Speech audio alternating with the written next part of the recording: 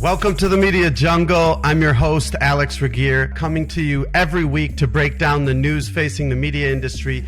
We have Mr. Digital Media himself and former president of Digiday, Brian Morrissey, is here, founder of the Rebooting newsletter.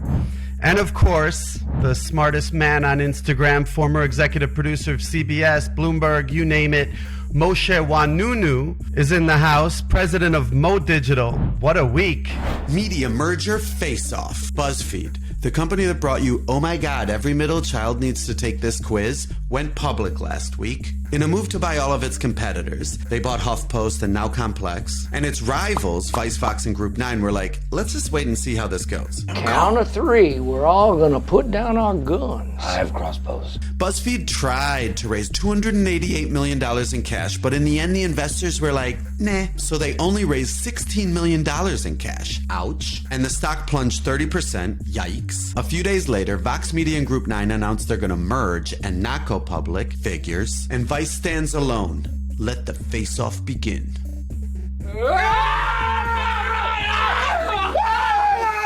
Brian, you think there's a lot that's been happening in this M&A. We've been waiting for consolidation in this industry for so long. Now it looks like it's happened. How do you see this playing out? It reminds me of sort of how they say generals always fight the last war. And, you know, these are generals fighting the last war, which is the scale war. And so when you read like the press release for, say, Vox and Group 9 and the rationale behind it, it's like a throwback to a different era. They're talking about how they have 6 billion monthly video views, which, you know, after many years of having a media business podcast, I just became numb to these gigantic numbers. And then they say that they're now a top 10 ComScore publisher. And when you're citing ComScore, you're definitely coming from a different era, for sure. And then on top of that, they talk about 450 million social connections. I mean, what nonsense. What nonsense. I think the strongest media companies are going to be built completely differently than how these media companies were built, because they were built for a different era. It's hard to sort of remember, but BuzzFeed is not young. I mean, they were started in 2006. So the people that they were targeting were, let's say, 21 at the time. These people are well into middle age. Nobody who's like, I don't hang out with Gen Z because that would be creepy and weird. But I do not believe that Gen Z has the same attachment to BuzzFeed that the annoying millennials did. No offense to any of you that are millennials. The guys who brought Facebook quizzes aren't going to be the future of media. What do you think, Moshe? Are you a middle child? They're vicious, and I like that. I like that the TikTok kids are vicious, and I don't think they have any time for this. Yeah, I will say this, that as an elder millennial, I think I'm a cusp at born in 82. I definitely, have fully experienced the peak BuzzFeed 2007, and by the way, BuzzFeed admitted they lost control of their quizzes. They didn't think that they would go as viral as they did. That said, I mean, to your point, we're talking about their BuzzFeed's going public, but also this merger, which brings together NowThis News. I mean, really, these are all these were all peak digital media plays of the past decade, whereas everything is going social now. So at the end of the day, they're following the playbook, which is scale, scale, scale. We got to get bigger in order to then get bigger, and then get bigger, and then get bigger in order to compete. What's also interesting, as you've seen this revival of subscription revenue. Step three is profits. So. Well, they do say, and I haven't gone hard into the numbers, that this combined entity brings in $100 million in profit out of $700 million revenue. So I will take them for their word on that one. That said, this all comes at the same time that media has recovered subscription, has revived subscription revenue, and these guys are all about advertiser supported, which is why they cite these absurd numbers. It was interesting with the merger, the split, like 75 Vox, 25 Group 9. I was thinking they were sort of rivals of equals, but apparently not at all. No, I mean, Vox is a much bigger business, and it was a better run business, and I think that's where we're going into this next phase. And the next phase is proving that you can wring operational efficiencies. And I know that sounds boring because it is, out of these businesses. And so that's a very good story. So BuzzFeed told this story. And honestly, I think it's a good story that you need to, like, these businesses need to get bigger in order to have greater efficiencies and be able to be financially sustainable. The problem is the messenger.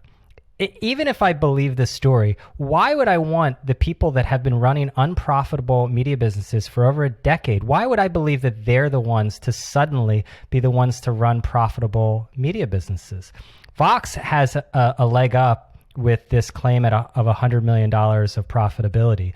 Now, I'd like to see it because there's a lot of adjusted EBITDA going on there. And if I can adjust my finances to look freaking great if I just take out a bunch of expenses. And so I think that's probably what's going on, but we'll see. Until we see their financials, we don't know. But people saw BuzzFeed's financials, and the story that Jonah Peretti is telling is a good one. The problem is he's telling it. Why is Jonah the person to be the one who runs this like very disciplined, financially conscious like entity? What's been going on the last 15 plus years?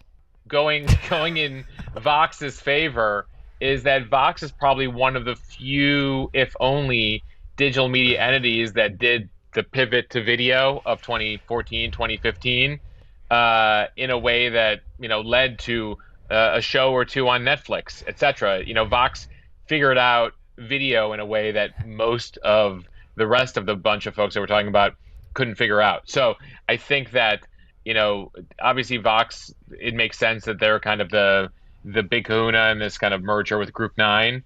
But it will be interesting to see that all these smaller media properties that all had their moments over the course of the past 15 years, how many of them survive and make it to the promised land with this new kind of enlarged entity. I do see a future in the next couple of years where all of these folks will end up getting together just because they can't compete. I love the idea of relitigating the pivot to video. Like that would be a great, and then we can like figure out what the hell Seeker is. I think because that is an issue that has been brought to the fore now because you have to get pretty far down in the press release, but this does include Seeker. Vox also has like a first-party software for data, right? Like, does this play into at all the kind of end of the third-party cookie, and they all need to kind of quickly get together? And Vox has something that they say could help with that competitively, huh? Yeah, I mean, that's an absolutely critical part of having the infrastructure in place that allows for, again, the financial optimization. This is like a boring story now. Like the story of BuzzFeed and Vox and these companies is one of optimizing what they have. It's not about inventing the future. The future is going to be invented by other people. They've got existing assets and built-in existing distribution and audiences. They need to efficiently mine for money, and that's what this is part of. I just think it's kind of a boring media story now, which is kind of funny because these guys were all the exciting media story, and now they're like the CFO's media story. And you even see it, like, Jonah's out there talking about operational efficiencies and all this. I'm like, really? You are? This is the LOL guy and the guy with all the viral experiments. But this is what happens when you grow up and you hit middle age and you get mortgages and stuff. And going into the public markets is going to be a bracing experience for these companies because they acted like trust fund kids for years. And, when a trust fund kid gets cut off, that's tough. I've seen it happen here in Miami, and it's a tragic tale. Podcasters are balling? Last week, The Pat McAfee Show closed a $30 million deal with gambling site FanDuel. That's twice as much as he made in his 7-year NFL career. And he's making it rain. Let's go ahead and give them $200,000. Let's go ahead and give them $150,000. Let's give them $150,000. Let's give them $100,000. Let's give them $100,000. Let's give them $100,000. Oh, okay, quick. We'll have a $2 million We're All Mustangs Here fund. And now the industry is estimated to grow to $180 billion by 2025, according to this Bloomberg story. Sports shows used to be brought to you by Budweiser. But now all sports Sports are brought to you by BetMGM, FanDuel, and Caesar Sportsbook. And just a few years ago, ESPN commentators couldn't even mention betting because, remember, gambling's addictive and destroys families? But now, investors are pouring money into online gambling so they can corner the market because, as we all know, the house always wins. Brian, when was the last time you saw this flood of money? Is this the interesting part of media that you're talking about? Well, I think it's interesting on a few different levels. One, timing is everything in life. I think we all know that. But a lot of these sports properties got so lucky in the fact that, what was once this horrible vice that was a threat to society, all of a sudden, in true capitalistic fashion, is now like a growth industry. And everyone forgot about all that other stuff. It's just like, weed, We went from that frying pan, eggs in the frying pan commercial in the 1980s to weed SPACs and whatnot. So leave that aside. But I do think that what's interesting, if you tie it back to the story about BuzzFeed and Vox and the rest of those guys, is this new crop are making money in different ways than just advertising. The reason that Pat McAfee was able to sell this deal, $30 million a year for 4 years, and he has an opt-out for the fourth year, so he's not even sure if the fourth year, the $30 million is enough. So this, he's got a rocket ship on his hands, and I think the reason he has a rocket ship is twofold. One, he has a real fan base. They're really passionate about Pat McAfee. He started at Barstool. He's a Barstool type character. He's creating his own sort of coterie of various other characters too. Not totally for me, but he's got a passionate fan base, and on top of that, he's got a business model in being able to basically pass leads on to these gambling providers. In this case, FanDuel, that is very lucrative, and we see this in a lot of different areas. If you're selling advertising to a general audience, not very lucrative. A lot of people can do that. But these sports books need to acquire tons of customers, and media is a very efficient way for them to acquire customers when you compare it to Facebook and Google ads. So this is an actual area, and there are areas where we always hear publishers saying we can't compete with Google and Facebook. Well, wait, these guys are competing. They seem to be doing fine. Yeah, it's interesting that they go direct to the brand, right? It's like they're buying out the whole thing. It's not like with Barstool or just advertisements. It's like actually buying up the whole franchise. Yeah. I mean, if you look at this is maybe a little less prominent, but today, Food 52, which is a food site, took on another $80 million in funding. They've tripled their valuation to $300 million. They're buying a home decor retailer. And this is basically what it used to be, a recipe site. But what they're building is the front end to a commerce business. Now 80% of their revenue comes from selling pots, pans, lights, cookbooks, whatever. Media is a good business. Advertising might not be a great business if you're just about a general audience, but media is a great business. Yeah. It's also kind of interesting. There was also the news that Pivot, the media podcast I never listened to,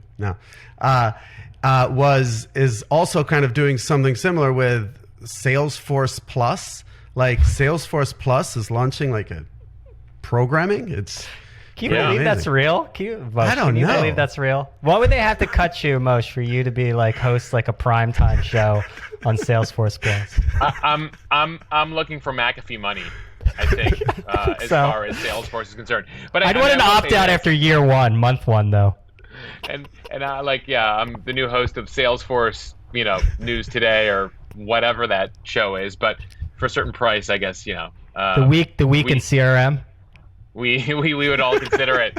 I will say this, it does reinforce the point that every company now needs a content strategy. Every company now is sort of a media company. DraftKings, by the way, should be noted, has a 3-year deal with the Dan Le Batard show, which is the number one sports podcast on the charts. So, FanDuel as the DraftKings competitor needed, their equivalent there. It is remarkable to me, though, that when you look at McAfee's career as a punter, he retired at 29. He made $3 million a year, and now he's doing 10x that as a podcast host. Yeah, and it was a big deal. It was a big deal when he left the NFL for Barstool. Because he was a pretty good punter. I mean, I follow football quite closely. I do remember his career highlight was when he liked to talk a lot, obviously, and usually punters are not the prominent members of the team. And Peyton Manning got annoyed that he was popping off, and he called him the idiot drunk kicker, I believe. Well, I will say this, that of major interview headlines, you look at media scoops of the past few months, McAfee's interviews with Aaron Rodgers were way up there. I think he got more scoops than some of the cable or network newscasts have gotten. Well, I think that's also a continuation of the trends we've seen, which is a lot of these prominent celebrities want to bypass quote unquote traditional media and go to quasi they call it independent media, but they know they're going to get a nicer audience, right? They're gonna it looks and has the feeling of a normal interview. But can you imagine if Aaron Rodgers did that interview with Lester Holt or something? You know what I mean? It's he'd be getting grilled. I'd be shit, man, I got COVID, I don't need this.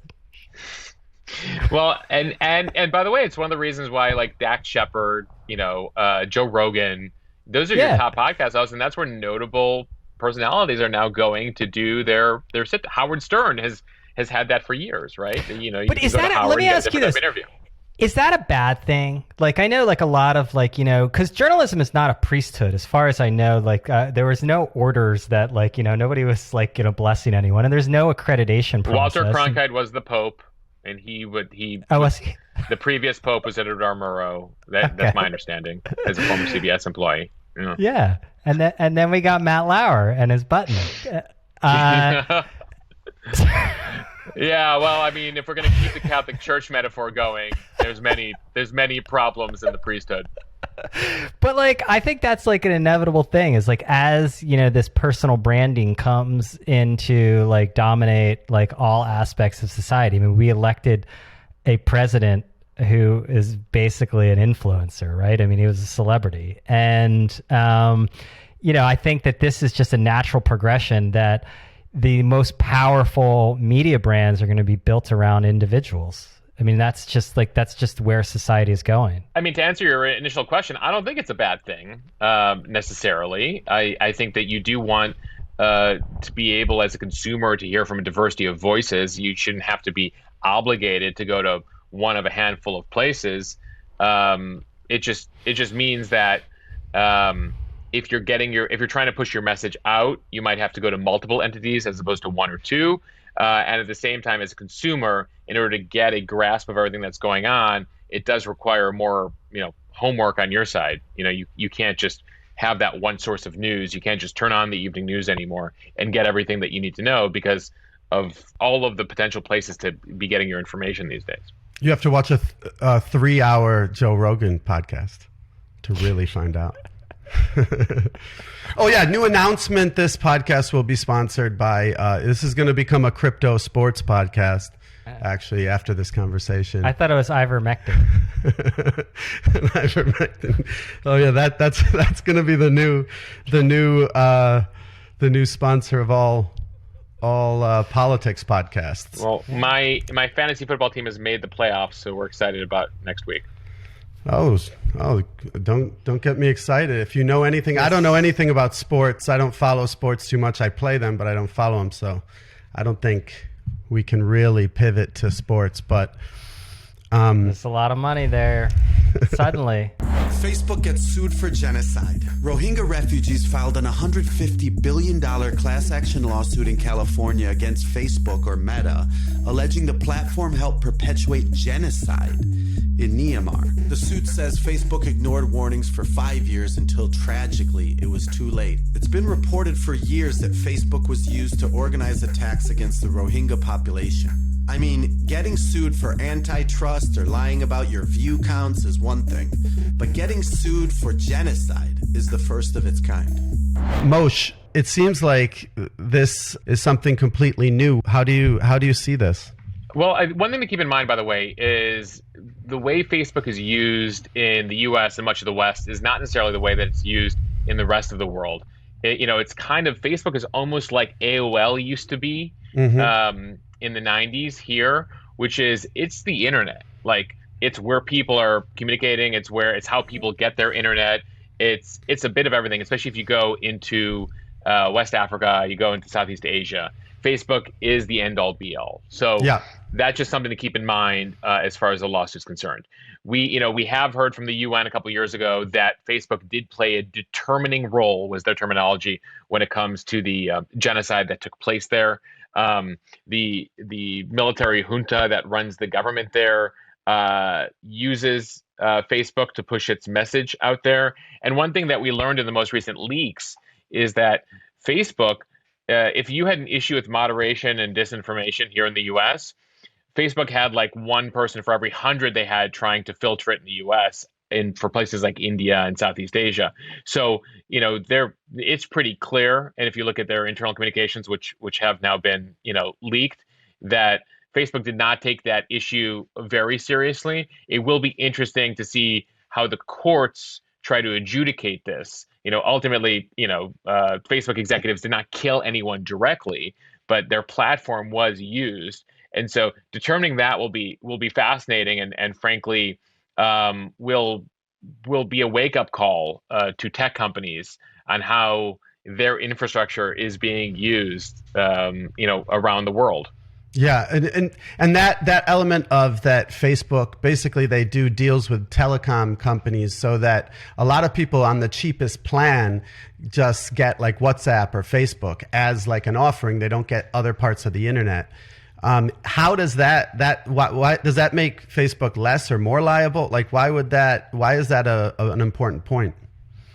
Well, ultimately I would think if I was arguing on behalf of the victims here, that makes Facebook more of an issue, right? Mm-hmm. That ultimately there is no alternative. You are the internet. You are how people are communicating. And on your platform, the government is pushing, is inciting people to attack. It's almost like go back to the Rwandan genocide of '94. Radio was used at the time. Now, I don't remember or recall if any lawsuits took place against broadcasters and how, Rwanda has been dealing with ramifications of that for years.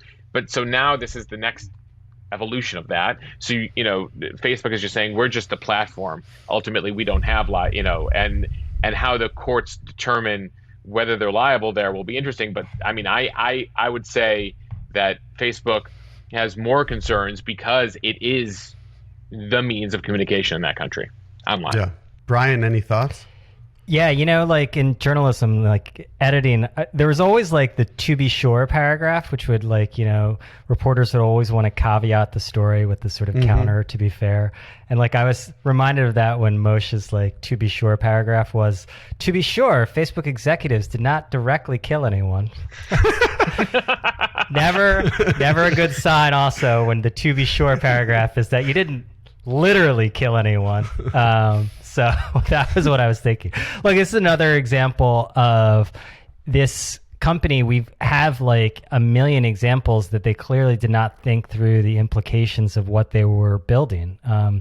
It was all nice when it was like a way for Mark Zuckerberg to like rate hot chicks on campus. And then, you add this sort of poke function. Okay, that's cool.